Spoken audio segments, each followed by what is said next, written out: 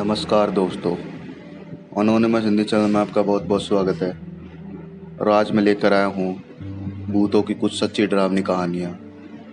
अगर आपको इसी तरह की कहानियाँ पसंद है तो मेरे चैनल को लाइक और सब्सक्राइब जरूर कीजिए, ताकि मैं इसी तरह की कहानियाँ आपके लिए आगे भी लाता रहूँ। तो शुरू करते हैं। मेरा नाम आकाश है। एक बहुत ही डरावना अनुभव शेयर करने जा रहा हूँ जो मैं कभी नहीं भूल सकता। मैं उस वक्त 6th क्लास में पढ़ता था। उस वक्त मेरी उम्र लगभग 12 साल की रही होगी। मामा की बड़ी लड़की गुड़िया दीदी की शादी थी। मामा मुंबई में रहते थे, लेकिन वो शादी जौनपुर में कर रहे थे, इसलिए उन्होंने वहाँ एक बंगला कुछ दिनों के लिए किराए पे ले लिया, ताकि सारे मेहमान और घर वाले वहाँ रुक सके। वहीं पे गेस्ट हाउस भी बुक कर लिया, जो वहाँ से करीब 1 किलोमीटर की दूरी पे था। शादी वाले दिन सब लोग गेस्ट हाउस पहुँच गए। रात में बारात आई, सब ने खाना खाया, मैंने भी खाना खाया और फिर मुझे नींद आने लगी। तो भैया ने बोला कि तुम्हें घर छोड़ देता हूँ, तुम सो जाना। उन्होंने मुझे घर पर छोड़ा और बाहर से लोग कर चले गए। मेरी और घर की सेफ्टी के लिए उन्होंने बाहर से घर बंद करा। गर्मी का टाइम था, इसलिए मैंने फ़ैन ऑन करा और सो गया। थोड़ी देर बाद मैंने एक अजीब सी आवाज़ सुनी, जिससे मेरी आँख खुल गई, जो मेरे कानों को चुभ रही थी। वो आवाज़ जैसे कुत्ते के धीरे धीरे घुराने जैसी थी, या किसी के अजीब से खर्राटा लेने जैसी आवाज़ थी। वो आवाज़ एकदम अलग थी। पहले मैंने सामने देखा तो कुछ नहीं दिखा और आवाज़ भी बंद हो गई और मैं फिर लेट गया। थोड़ी देर बाद में आवाज़ फिर से आने लगी और ज़्यादा तेज़ी से आवाज़ आने लगी। फिर मैं उठा और दाहिनी तरफ देखा तो वहाँ फर्श पे कोई काला कंबल ओढ़ कर लेटा हुआ था और आवाज़ भी कर रहा था। तब मेरे होश उड़ गए, क्योंकि जब मैं और मेरा भाई कमरे में आए तो वहाँ कोई नहीं था, और जब वो गया तो लॉक करके गया था, तो किसी के आने का सवाल ही नहीं उठता। और तब फ़ोन भी नहीं कि किसी को बुला लूँ। धड़कन बढ़ गई थी। सर पे तकिया रखा, चादर डाली और लेट गया। पूरी रात वह आवाज़ आती रही। वैसे ही नींद भी नहीं आ रही थी। भोर हुई तो घर से बाहर किसी के आने की आहट हुई। बाहर कुछ रिलेटिव थे जो फ्रेश होने आए थे, और तभी नोटिस किया कि आवाज़ नहीं आ रही है। और जब फर्श की तरफ देखा तो वहाँ पर कोई भी नहीं था। जब वो लोग अंदर आए तो उनको बताया तो वो बच्चों की बात समझकर अनदेखी करने लगे। विदाई के बाद जब सब लोग बैठे थे तो मैं फिर से बताने लगा, और फिर पापा ने भी ये बात बताई कि वो जब से यहाँ इस घर में आए हैं कुछ नेगेटिव शक्तियों का एहसास कर रहे हैं। और बाद में वहाँ काम करने वालों ने बताया कि उस घर के मालिक ने वहाँ फांसी लगाकर खुदकुशी कर ली थी, और उसी कमरे में जिसमें वो सोया था। फिर तो सबकी आंखें फटी की फटी रह गई। मेरा नाम दीपक है। मैं आपको अपने जीवन में घटी एक सच्ची घटना के बारे में बताता हूँ। उस समय मैं 11वीं कक्षा में पढ़ता था। मैं अपने एक परम मित्र राज के साथ, जो कि एक क्रिश्चियन है, उसकी बड़ी बहन जो कि टाटा में रहते हैं, के घर शादी में गया हुआ था। यह वहाँ की एक घटना है। शादी के घर में अचानक से उनके घर का एक व्यक्ति कुछ अजीब सी हरकतें करने लगा। उसकी आवाज़ भी कुछ कुछ बदली हुई सी लग रही थी, और कुछ देर बाद वह ठीक भी हो जाता। वहाँ के किसी व्यक्ति ने कहा कि इसे भूत आ जाता है। 3-4 दिन बाद ऐसे ही बीत गए।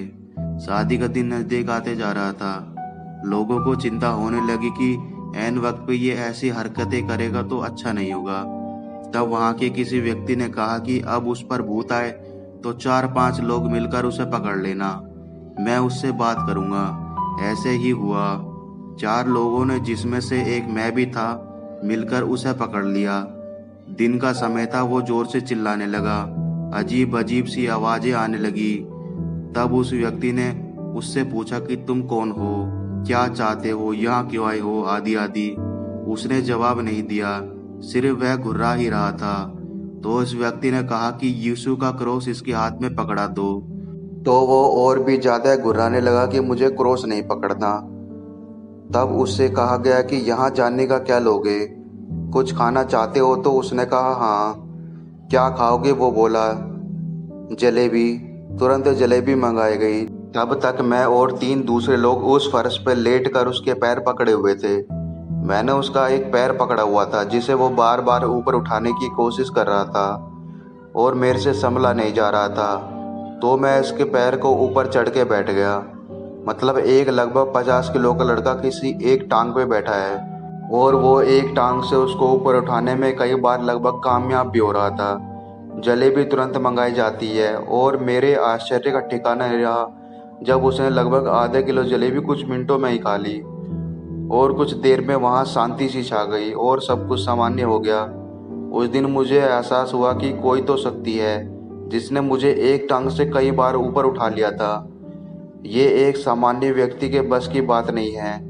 अब ये भूत या प्रेत था या क्या था मुझे पता नहीं, पर कुछ तो था। मेरा नाम आरव है। जब हम छोटे थे तो सभी भाई बहन एक ही कमरे में अलग बेड पर सोते थे। मेरी सबसे बड़ी दीदी 16 साल की रही होगी। मेरी आयु उस समय लगभग 12 वर्ष की थी। उस समय मैं अज्ञात प्रेरणा से त्राटक साधना आरंभ कर चुका था। त्राटक साधना के 2 अंग होते हैं, त्राटक एवं भ्राटक। भ्राटक त्राटक की पूरक क्रिया होती है। क्योंकि मैं भोर से उगते हुए सूर्य तथा सांध्य में ढलते सूर्य पर त्राटक करता था, तो रात्रि में सोने से पूर्व मुझे भ्राटक क्रिया भी करनी पड़ती थी। एक रात्रि में भ्राटक ध्यान में बैठा हुआ था। कोई 12 बजे का समय था। कमरे में पूरी तरह से अंधकार था। सभी सो चुके थे। अचानक से ही मेरी दीदी चीख कर उठ बैठी। उनके जो भी हाथ में आया वो उठाकर मुझ पर फेंकने लगी। तभी बड़े भैया ने उठकर लाइट ऑन किया। मैं उस समय भी ध्यान में था। दीदी ने गुस्से में मुझे एक जोरदार थप्पड़ लगाया और मुझसे सन की पागल और जाने पता नहीं क्या क्या कहने लगी। तब तक माँ बाप भी जाग कर आ गए। उन्होंने दीदी को मुझे मारते हुए देख लिया था। भैया बस हंसे जा रहे थे। दीदी ने बाबा को बताया कि अंधेरे में मेरी आंखें लाल लाल रोशनी में चमक रही थी, जिसे देखकर वो बहुत ज्यादा डर गई। माँ मुझ पर नाराज थी। उन्हें लगता था कि यह सब पागलपन है, मुझे इन सब चीजों से दूर रहना चाहिए। किंतु पिताजी और भाई ने सभी को समझाया कि इसमें कोई बुराई नहीं। पिताजी ने मुझे भी समझाया कि मुझे यह सभी से छुप कर करना चाहिए। उसके बाद से ही मैं अलग कमरे में अकेले ही सोने लगा। मेरा नाम निशांत है। यह एक सच्ची घटना है। ऐसा हुआ कि मैं अपने 4 दोस्तों के साथ मनाली से चंडीगढ़ जा रहा था। होटल का आरक्षण पूरा हो चुका था और हमने रात में गाड़ी चलाने का फैसला किया ताकि सुबह चेक इन किया जा सके। हम रात के लगभग 3 बजे चंडीगढ़ बॉर्डर के पास थे और एक पहाड़ी रास्ते पर थे, झुका और मुड़ी पहाड़ी। अचानक हमने देखा कि एक सफेद कोरोला एल्टिस सड़क के किनारे खड़ी है। पार्किंग लाइट और ब्लिंकिंग ऑन थे और उसके बगल में एक लड़की थी, एक सुंदर गुलाबी टॉप और जीन्स में, जो हमसे लिफ्ट मांग रही थी। कार में कहा सुनी हो गई कि हम क्या करना चाहिए, क्या हमें रुकना चाहिए और उसकी मदद करनी चाहिए या नहीं। 3 पक्ष में थे और एक इसके सख्त खिलाफ था। उसने कहा कि उसे कुछ गलत लग रहा है। बस मैंने उसके पास कार को धीमा किया और दर्पण को नीचे खींच लिया। मेरा दोस्त चिल्लाया, भाई गड्डी चलाओ, बकवास मत करो। मैंने फिर से बिना सोचे समझे एक्सीलेटर को धक्का दिया।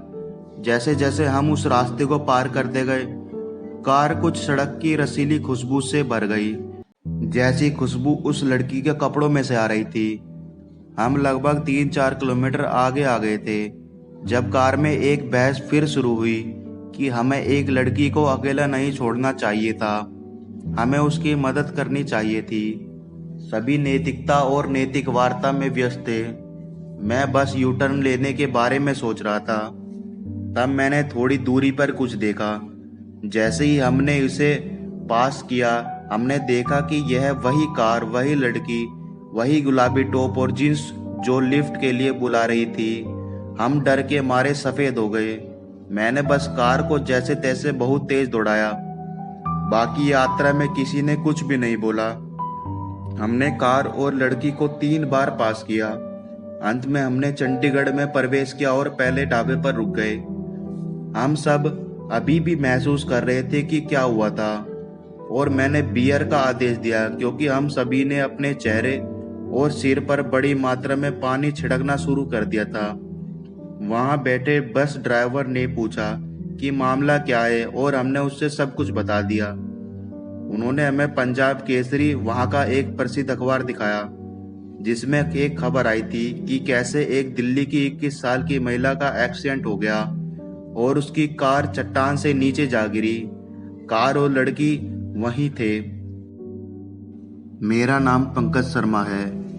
ये मेरा व्यक्तिगत अनुभव रहा है जिसे मैं आपको जरूर बताना चाहूँगा। मेरा घर गांव में है और घर से लगभग 50 मीटर की दूरी पर एक कब्रिस्तान भी है। उसके बगल से होते हुए घर का रास्ता होता है। बात लगभग 6 साल पहले की है। कड़ाके की सर्दी थी और शाम से ही शीतलहर शुरू हो चुकी थी। गांव से 1 किलोमीटर की दूरी पर एक यज्ञ हो रहा था जो कि कुछ दिनों से लगातार चल रहा था। यज्ञ की प्रत्येक शाम में वृंदावन से आए कलाकार रासलीला का आयोजन किया करते थे। वहां पर काफी भीड़ भी हुआ करती थी। कई आसपास के गांव के लोग भी आते थे। रासलीला का कार्यक्रम अर्धरात्रि तक चलता था। इसी बीच एक रोज की बात है, जब मैं यज्ञ की परिक्रमा करने पहुंचा और शाम में परिक्रमा पूरी किया, तब तक रासलीला भी आरंभ होने को थी। देखते देखते कब रात के 10 बज गए मुझे पता ही नहीं चला। तब मुझे एहसास हुआ कि अब मुझे घर के लिए चलना चाहिए। मैंने घर के लिए प्रस्थान किया। मेरे मन में किसी तरह का कोई भय नहीं था। मैं अकेले ही घर को चल दिया। जब मैं कब्रिस्तान के बगल से जो मोड़ मुझे घर की ओर ले जाती है मुड़ा, तो मुझे एहसास हुआ कि कोई मेरे पीछे चल रहा हो। मुझे लगा कि अभी तक तो कोई नहीं था। अचानक फोन आ गया।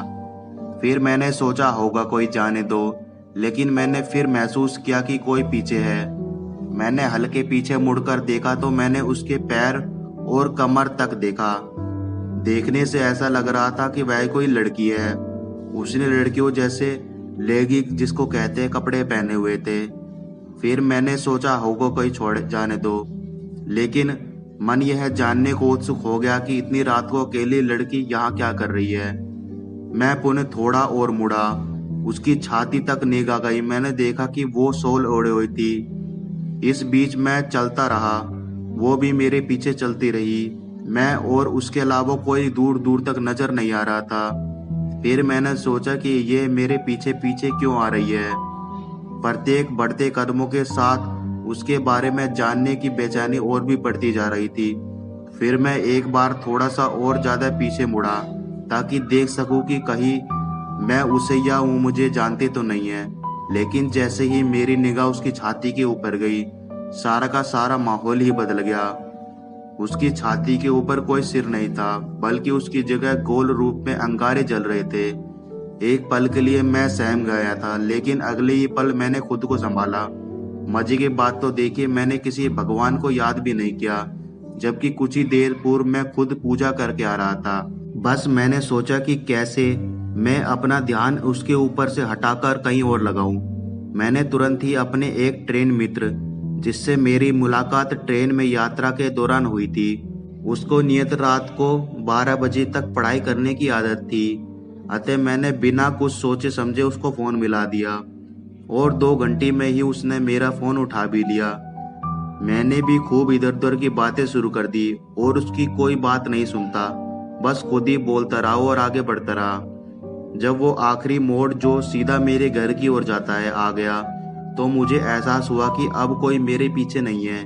फिर मैंने भी उस ट्रेन वाले यात्री जो कि मेरा मित्र बन चुका था उसको शुभ यात्री बोला और फोन काट दिया। लेकिन जैसे ही फोन रखा, फिर मैंने देखा कि वही लड़की मेरे अब बिल्कुल पीछे थी और अब तो उसके पैरों से बेड़ियों के बजने की आवाज भी आने लगी थी। मेरे कदम तेज हो गए, पहले से भी ज्यादा, और उसके कदम मेरे कदमों की ही रफ्तार से बढ़ने लगे। अब मैं डरने लगा, लेकिन पीछे मुड़कर देखने लगा।